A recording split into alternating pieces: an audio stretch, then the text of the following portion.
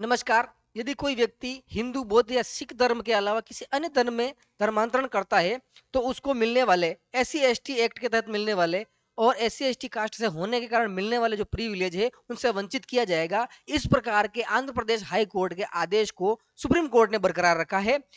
ये मामला दरअसल शुरू कहाँ से होता है? दरअसल इसलिए शुरू होता है कि एक व्यक्ति जो है, वो इन हिंदू धर्म से ईसाई धर्म में रूपांतरण कर लेता है, धर्मांतरण कर लेता है अपना, और वह उस धर्म में, ईसाई धर्म में पादरी के रूप में कार्य कर रहा होता है, सक्रिय रूप से कार्य कर रहा होता है। वो पाठशालाएं भी आयोजित करता है और ईसाई धर्म का सक्रिय रूप से जो है प्रचार प्रसार कर रहा होता है।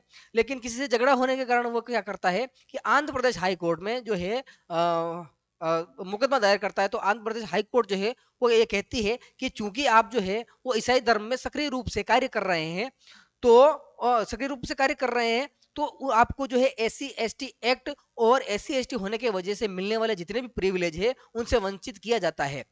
अब क्या होता है कि इसके बाद में जो है वो व्यक्ति सुप्रीम कोर्ट जाता है। सुप्रीम कोर्ट में स्पेशल लीव पिटिशन एसपीएल दायर करता है।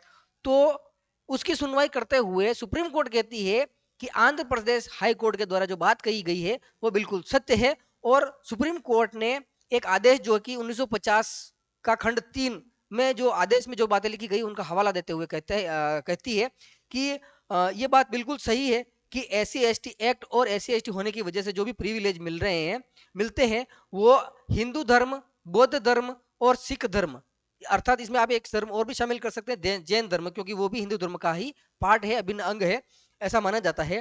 तो इनके अलावा कोई व्यक्ति अगर किसी अन्य धर्म में धर्मांतरण करता है, तो उसको इस प्रकार के सारे प्रिविलेजेस से वंचित किया जाएगा। देखिए यहाँ पर बात को थोड़ा सा तथ्यात्मक रूप से समझने की कोशिश करते हैं। वीडियो लास्ट तक देखना है और सब्सक्राइब बटन दबाना भूलना नहीं है, शेयर करना है। होता यूं है, यहाँ पर आप देखेंगे तो पाएंगे, क्या पाएंगे? देखिए, यह आदेश एक ऐसे व्यक्ति के संदर्भ में पारित किया गया जिसने ईसाई धर्म अपना लिया और एक पादरी के रूप में कार्य कर रहा था, लेकिन उसने कुछ व्यक्तियों के खिलाफ अनुसूचित जाति जनजाति जो अधिनियम 1989 है के तहत मामला दर्ज कराया था, जिन पर कथित तौर पर उनके साथ मारपीट जो है उसका आरोप यहाँ पर लगाया गया था। एससी एसटी एक्ट के तहत सुरक्षा की मांग की गई थी उसके द्वारा, जिसे आरोपी व्यक्तियों ने कानून की दृष्टि से गलत बताते हुए चुनौती दी। और चुनौती क्या दी? क्योंकि पादरी ने धर्मांतरण कर लिया था और सक्रिय रूप से ईसाई धर्म का जो है वो पालन कर रहा था और कुछ पाठशालाएं भी वो आयोजित कर रहा था। अब होता क्या है? अब होता यूं है साथियों कि 30 अप्रैल 2025 के एक आदेश के माध्यम से आंध्र प्रदेश हाई कोर्ट, जो आंध्र प्रदेश हाई कोर्ट है, उसने 30 अप्रैल 2025 जो है के आदेश में आंध्र प्रदेश हाई कोर्ट ने कहा कि जाति व्यवस्था ईसाई धर्म के लिए बाहरी है, अलग है, इसलिए ऐसे व्यक्ति को अनुसूचित जाति, अनुसूचित जनजाति अत्याचार निवारण अधिनियम जो है 1989 के प्रावधान का लाभ उठाने से वंचित किया जाता है, उसको इस प्रकार के लाभ नहीं मिलेंगे। हाईकोर्ट जज जस्टिस हरिनाथ एन ने उस शिकायतकर्ता द्वारा दायर आरोपों को रद्द कर दिया। उसने जो भी आरोप लगाए थे रद्द कर दिया, जिसने ईसाई धर्म अपना लिया था और एससी एसटी एक्ट का सहारा लिया था। इसके खिलाफ पादरी ने एक विशेष अनुमति याचिका यानी स्पेशल लीव पिटिशन जो है वो दायर की थी। अब फिर जो है सुप्रीम कोर्ट ने क्या कहा? देखिए, सुप्रीम कोर्ट का यह कहना है, इस मामले में याचिकाकर्ता का यह दावा नहीं है कि उसने ईसाई धर्म छोड़कर अपने मूल धर्म में वापसी की, यानी उसने मूल धर्म में वापसी नहीं की, वो ईसाई धर्म में ही पूर्ण रूप से सक्रिय रहा है, समुदाय में फिर से स्वीकार कर लिया गया है।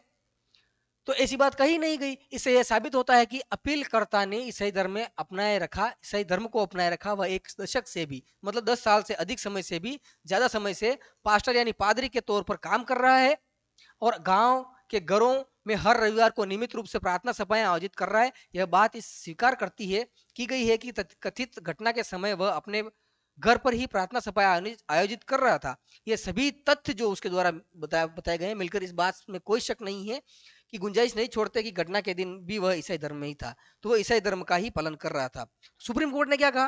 देखो, सुप्रीम कोर्ट ने यह कहा, सुप्रीम कोर्ट ने यह कहा कि कोर्ट ने कहा कि संविधान या किसी अन्य कानून के तहत कोई भी वैधानिक लाभ, सुरक्षा, आरक्षण या अधिकार उस व्यक्ति को नहीं दिया जा सकता और न ही वह उसका दावा कर सकता है जिसे खंड 3 के अनुसार अनुसूचित जाति का सदस्य नहीं माना जाता है। यह प्रतिबंध पूर्ण है। बात सही है। अनुसूचित जाति या जनजाति के सदस्य के रूप में मान्यता प्राप्त करने के लिए व्यक्ति का ऐसी जनजाति या जाति से संबंधित होना स्पष्ट रूप से सिद्ध होना चाहिए कि जिसे वह संविधान आदेश के तहत विशेष रूप से अधिसूचित या मान्यता प्राप्त हो। यानी संविधान में जिनको अधिसूचित किया गया है वो उसमें मान्यता प्राप्त होना चाहिए।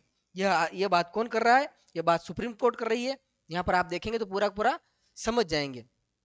और भी बात यहाँ पर लिखी गई है, और भी बात यहाँ पर क्या लिखी गई है साथियों, सुप्रीम कोर्ट ने आंध्र प्रदेश के उस आदेश को सही ठहराया, बिल्कुल सही ठहराया, जिसमें कहा गया है कि एक बार जब कोई व्यक्ति ईसाई धर्म अपना लेता है और सक्रिय रूप से उसका पालन करता है तो वह अनुसूचित जाति समुदाय का सदस्य नहीं रह जाता। उसको उसके अनुसूचित जाति का होने के कारण जो प्रिविलेज मिलते थे वो चीजें, वो प्रिविलेज नहीं मिलेंगे।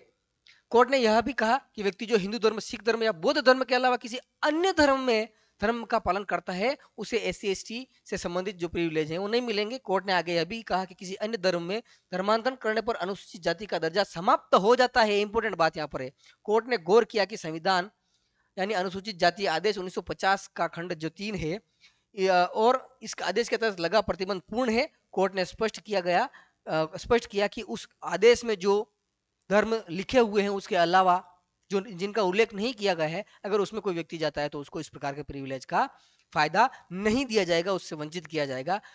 तो कैसा लगा आपको यह वीडियो और इस प्रकार की चीज पर आप क्या सोचते हैं? क्योंकि एक बात यह भी आती है कि अभी कुछ दिनों पहले इलाहाबाद हाई कोर्ट ने एक महिला ने, SC/ST की महिला ने जाट समाज के व्यक्ति से शादी कर ली थी और उसके बाद में उनके पड़ोसियों की झगड़ा हो गया था।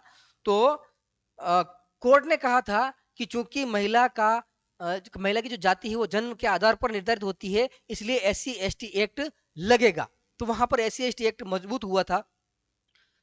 उस महिला ने भले ही उस जाट जाति के व्यक्ति से शादी कर ली थी, लेकिन वो मूल रूप से जन्मी SC/ST समाज में थी और उसका झगड़ा हो गया तो उन व्यक्तियों ने उसको जाति सूचक गालियां वगैरह कही। तो इस प्रकार के मामले में इलाहाबाद हाई कोर्ट ने जो है वो कहा कि SC/ST एक्ट लगेगा, SC/ST एक्ट के तहत वो चीजें बरकरार रहेगी। तो ये बात वहां पर कही गई, लेकिन यहाँ पर तो धर्म की बात आ गई। अगर हिंदू धर्म से छोड़कर किसी अन्य धर्म में जाते हैं, हिंदू धर्म या बौद्ध धर्म या सिख धर्म, जैन धर्म छोड़कर किसी अन्य धर्म में धर्मांतरण करते हैं तो SC/ST एक्ट और अन्य प्रकार के जो प्रिविलेज मिलेंगे वो नहीं मिलने वाले, उनसे वंचित कर दिया जाएगा। अब ऐसे मामले में आप क्या सोचते हैं, आपकी क्या राय है? कमेंट बॉक्स में कमेंट करके जरूर बताएं। चैनल को सब्सक्राइब करें, लाइक करें, फेसबुक पर देख रहे हो तो फॉलो बटन दबाना ना भूलें। मिलेंगे किसी इसी प्रकार के अन्य जजमेंट के साथ में, तब तक के लिए धन्यवाद।